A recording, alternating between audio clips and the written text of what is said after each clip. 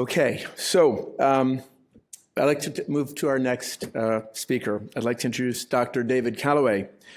Dr. Calloway works at the intersection of health and security and is currently professor of emergency medicine, chief crisis operations, and sustainability at Advocate Health. Dr. Calloway recently became senior associate dean of planetary health at Wake Forest University School of Medicine. Earlier this year, Dr. Calloway is nominated as one of 60 scholars who will form the 9th class of the Presidential Leadership Scholars. He also serves as the Chief Medical Officer for Team Rubicon, an 85,000-member veteran-founded disaster response nonprofit organization. We thank Dave for joining us virtually from Western North Carolina, where he is serving on the front lines, responding to Hurricane Helene. And Dave, thank you for your service and for being with us today. Thank you, George. I appreciate it. Hopefully you all can hear me. Dr. Zhao, Dr. Berwick, and Dr. Frist, it's always an honor to even be in the same room with you. And I want to thank you for the leadership and thank the whole National Academy for their leadership in the space. Dr. Zhao had asked me to give some perspectives from the front line of climate change. And so I thought perhaps I would bring you to one of the front lines. And what you can see behind me, we're at Hickory Airport, where in the last week, over 1,900 relief flights have been flown to the mountains of North Carolina to address some of the devastation of Hurricane Helene. The downside is there may be some noise, so I'll do my best to speak slowly and clearly as I go through this.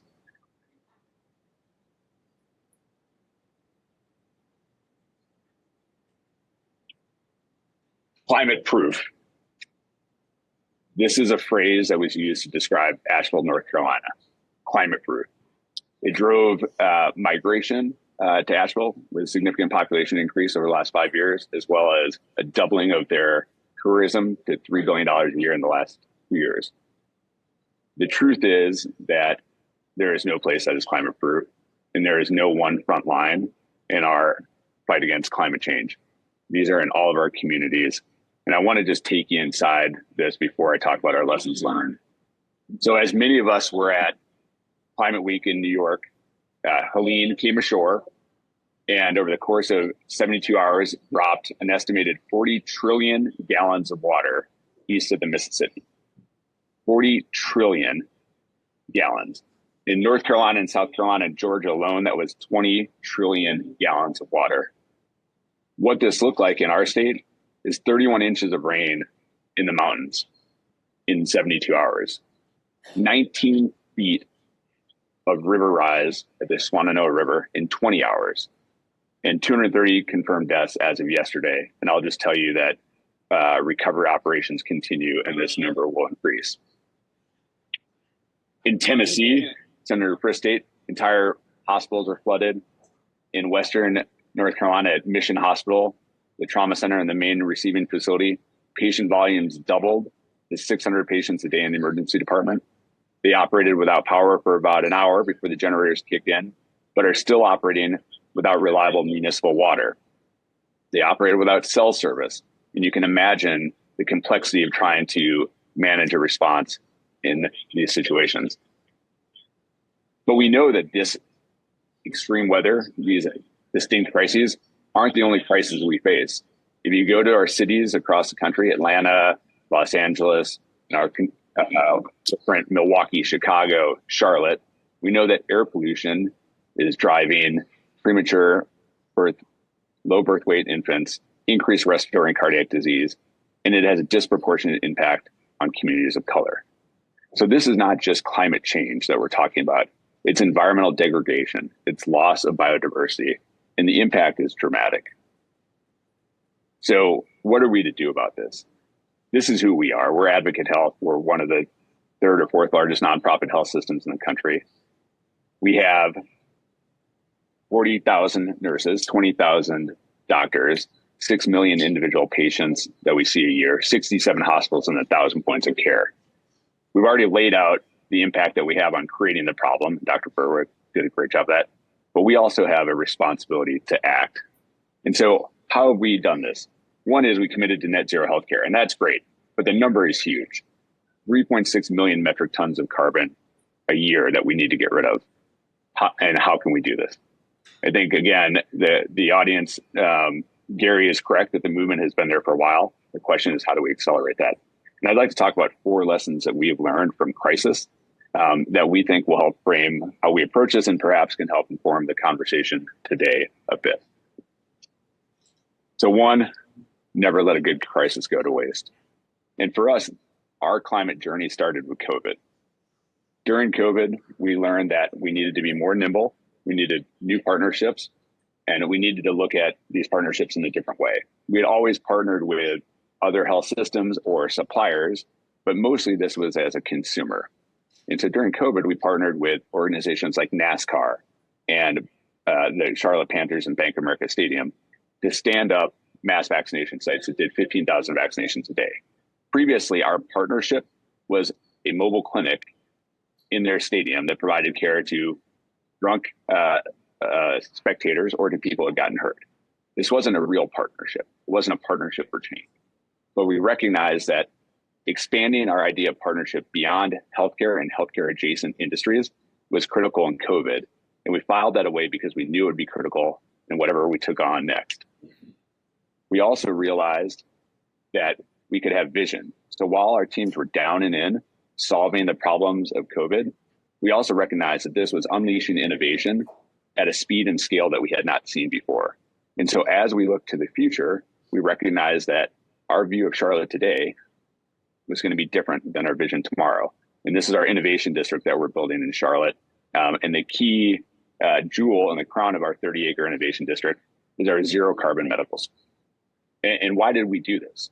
We did this because we could have created an innovation district that was a traditional technology and AI focused district that looked at drug discovery and the things that people think of. But we decided that the future of healthcare and the future of humanity means that we need to take on this issue of climate change, environmental degradation, and the assault on nature. So in addition to non-traditional partnerships, we learned that we need to respect complexity, but not be shackled by that. And what do I mean by respecting complexity, but not being shackled by it? So for those of you who are in the military, you'll probably recognize this slide. This slide was concurrently judged as the ultimate explanation of counterinsurgency strategy, but also the ultimate parody of PowerPoint Rangers in the military. This shows that we live in a system, a complex adaptive system, and we've probably seen this when people talk about climate, when they talk about the environment, when they talk about healthcare, we talk about complex adaptive systems and how every action we take has multiple consequences that we cannot be aware of. And for some, this can be paralyzing, especially if we don't have the right language or the right operating model. The key is that we cannot have best practices in a complex adaptive system. Best practices mean that there is a clear cause and a clear effect and a direct relationship that is obvious. We should seek that, but the fact is in complicated and complex environments, you can only have good practice or emerging practice. So we need to recognize that this is a complex system. We need to acknowledge that every decision we make will have consequences and results that we weren't expecting. And then we need to make decisions with that in mind. So we need to sense, decide, act, and then rapidly integrate our lessons learned into action. And so one way to put some simplicity to this is through this crisis operating model that, again, framed out how we responded to COVID. We acknowledged that there were things like tipping points and exponential growth, and that some of our actions we would not know the impact of until we had taken those actions. And so we simplified this into this model of assess, align, and act. And defining the current reality is how you start. And it's not just your reality, it's everyone's reality. And so this means being curious, asking questions, finding stakeholders, figuring out where everyone is at the beginning of this journey, developing a plan, creating rules for execution, ensuring communication, and then acting and executing, and then popping it back immediately into the system. Only by doing this can you move fast enough to actually adapt at the speed of the crisis. And so COVID was very time constrained. It was very clear, it was in everyone's face. Climate change is getting there now as well. The third lesson was create an agile operating model. Now, I know if you read the Harvard Business Review and you go to get an MBA, agility is all the thing now. And I have to be honest with you, I probably don't have the right definition of it. But the key is, how do you create a flexible operating model that can move an entire enterprise forward? Because bureaucracies like health systems or like the broader health economy in the United States are not known for being nimble. And so we relied heavily on this guy, Stan McChrystal, and this team of teams idea. And for us, this was about looking at how do we build trust? Very difficult these days, especially on a topic like climate change. So how do we build trust? We adapt our language. We move away from polarizing language like ESG. It doesn't mean we don't believe in those concepts, but we need to move towards action that builds a trust in the big tent that Dr. Zell was talking about. We find common purpose. We don't need everybody to believe everything that we believe. We don't need everybody to take all actions. We need to find aligned common purpose. Then we create shared consciousness and empowered execution. And these two bottom pieces are what are most difficult in a rigidly structured bureaucracy or health system, because we know that people want to have their one area, their vertical, where they know what they're doing and they act, and that's their space. And we hear this, I've heard this 10 times this week, about their individual rice bowls. Nobody wants to share. And so unless you have shared consciousness and empowered execution, you cannot move fast enough, especially in a complex system like we see today. And so McKinsey wrote a great article that I actually just found 2 days ago that sort of explains how this evolution occurs when you're leading teams in crisis. And it often starts in the far left, which is you have a central team with response teams. And so historically, this is the model with sustainability, which is the black box is the sustainability team. And they run initiatives and they are in charge of everything and they make decisions and everything funnels back up to them. That model is not able to be scaled. And so as you evolve and as you grow a system and you create these hub and spokes with sub teams, you can start to have more impact. But what you still see is that if you have rigid reporting and decision authorities that are isolated to one small group, you are still slow. And even as you add more people, the decision process becomes too rigid. And so the ideal state for us, and again, we're not experts here, we're not doing this perfectly, we're working on this, is this idea of network teams where we're still in the core, the sustainability team is still the core, but as you start to educate and influence and you push teams out that have shared consciousness and empowered execution, they know which direction they're moving and they're able to move quickly. And then the leadership team has awareness. They don't have direct control, but they have awareness. And so for us, this is what it looks like. And this is what, on a daily basis, we try to curate this model. But the sustainability team, of which Cecilia Deloach-Lynn, one of our experts and leaders is there with you today, becomes the core. And our small team of 4 or 5 FTEs become the experts that help these other teams be enabled. So when we set up our task forces that are cross-functional teams of subject matter experts, clinicians, contractors, pharmacy, or finance, and legal, they understand within their space the specific tasks they're taking on, but they're also sharing lessons across. So our green OR, our green pharmacy, our zero waste, our renewable energy team, our fleet transition team, they all have people who are hyper-focused on the problem they're trying to solve, but also have awareness on where the lessons are shared and can be learned. And this was a model that came directly from initially counterinsurgency warfare, then applied to crisis leadership in COVID, and then now is the model we use for climate change and climate response. And then the final lesson, which I think is also important, and you'll notice some of the framing that we use is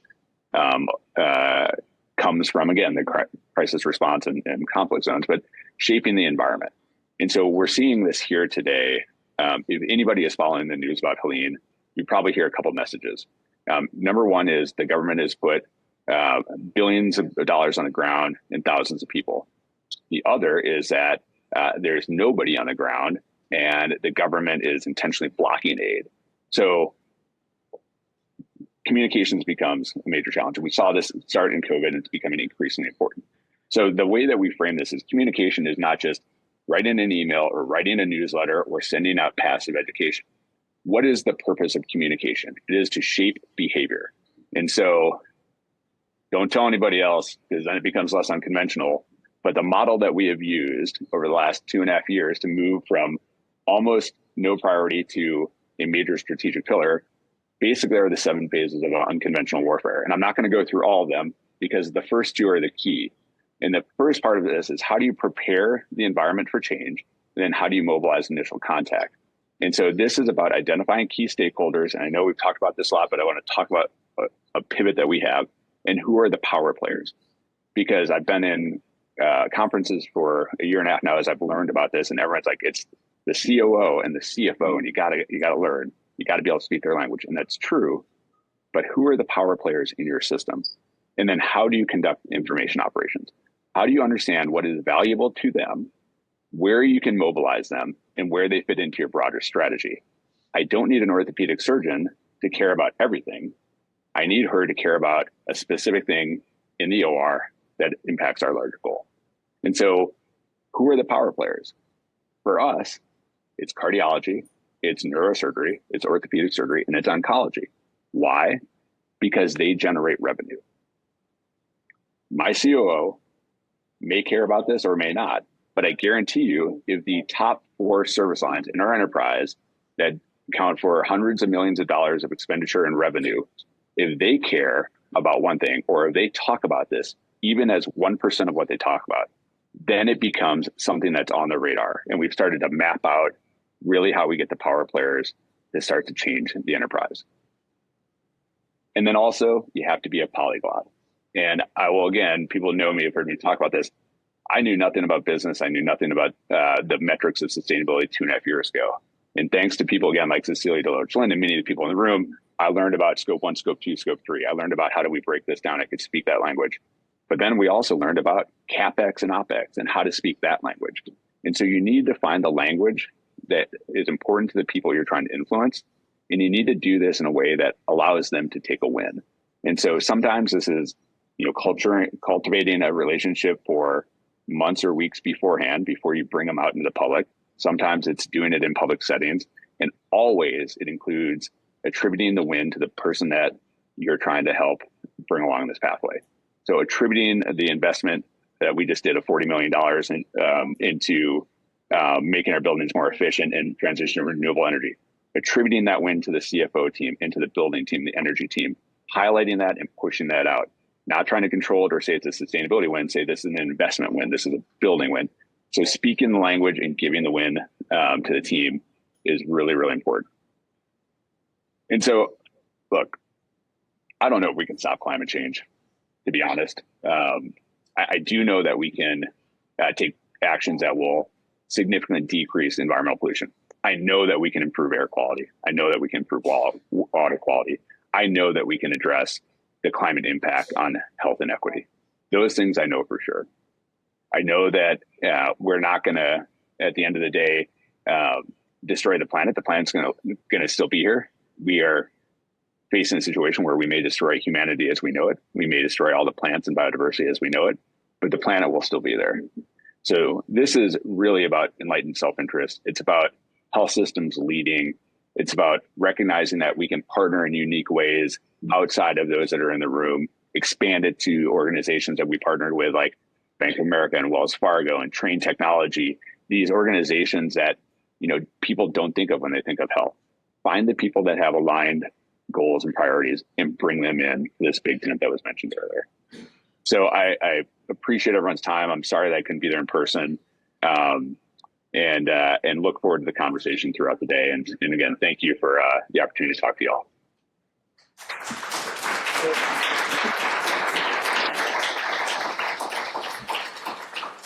Thank you, Dr. Callaway. Really interesting, thought-provoking recommendations and tools that you offer. And thanks again for your service in really difficult times down there.